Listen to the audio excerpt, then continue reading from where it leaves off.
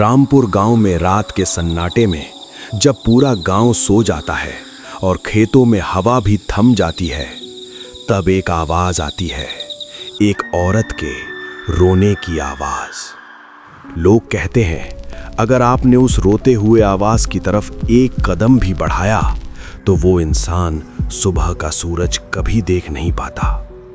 ये कहानी है रामपुर गांव की।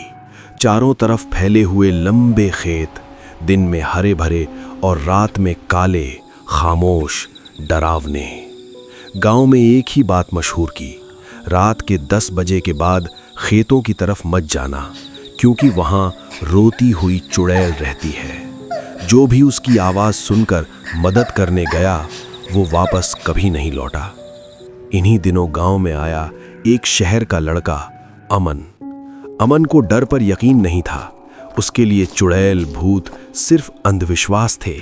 लेकिन अमन नहीं जानता था, कुछ आवाजें मदद के लिए नहीं, शिकार के लिए रोती हैं। एक रात ठीक 12 बजे अमन ने सुना, बचाओ, मुझे घर पहुंचा दो। आवाज खेतों के बीच से आ रही थी, कांपती हुई, दर्द से भरी। अमन का दिल तेज धड़कने लगा, पर उसने खुद से कहा, कोई औरत होगी, मदद चाहिए होगी। और वो खेतों की तरफ बढ़ गया। जैसे जैसे अमन आगे बढ़ा, रोने की आवाज पास आती गई। लेकिन अजीब बात ये थी, चारों तरफ कोई कदमों की आवाज नहीं थी, कोई परछाई नहीं थी। और अचानक आवाज बंद हो गई। फिर एक ठंडी हंसी, बिल्कुल उसके कान के पास। अमन ने पीछे मुड़कर देखा, एक औरत सफेद साड़ी में, बाल चेहरे पर गिरे हुए। वो रो रही थी, लेकिन उसकी आंखों से आंसू नहीं, खून बह रहा था।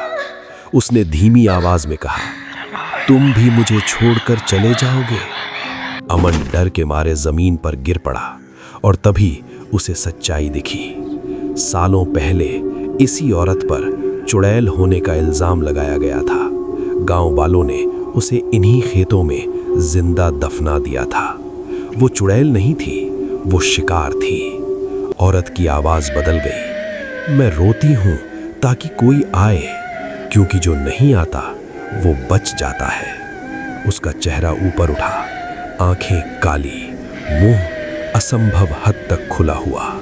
अमन भागने लगा, लेकिन उसके पैर खेतों की मिट्टी में धंसते चले गए। सुबह गांव वालों ने खेतों में एक और लाश पाई, सूखी हुई, बिना खून के। और उसी रात खेतों से फिर आवाज आई, बचाओ, बचाओ। लेकिन इस बार आवाज अमन की थी, क्योंकि अब खेतों में रोने वाली सिर्फ एक चुड़ैल नहीं थी। कुछ आत्माएं बदला नहीं लेती, वो जगह बदल देती हैं। और रामपुर के खेत अब भी रोते हैं।